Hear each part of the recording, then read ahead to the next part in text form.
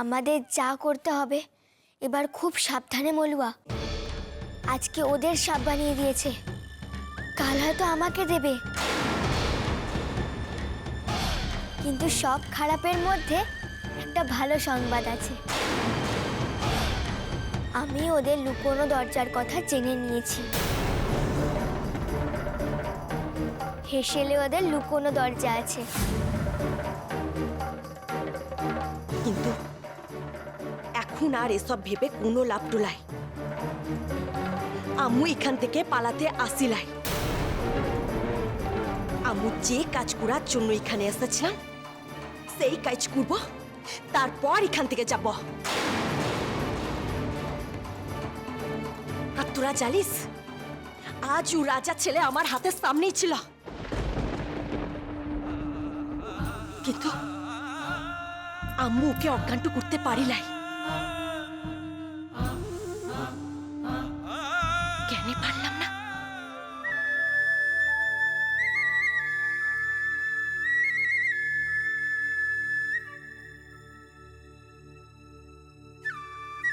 আপনার অনির্বাচনীয় রূপ আমি যখন প্রথম দেখেছিলাম তখন থেকে আপনার দিক থেকে দু চোখ সরাতে পারিনি। কি যে আম্মুর হলো আম্মু নিজেও বুঝিলাই। ওকে দেখে মনেটু হলো যেন অনেক দিনের চেনাটু আছে। কিন্তু কেন আম্মুর হাত নড়ল না কেন ওকে অজ্ঞানটু করতে?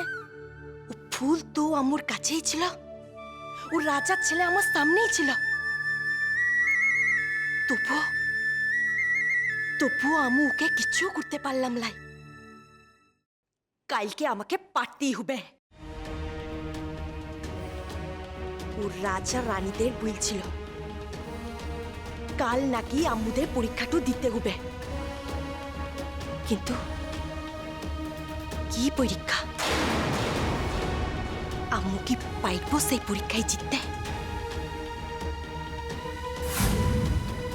যাই হয়ে যাক না কেন মলুয়া, কাল কিন্তু শেষ দিন।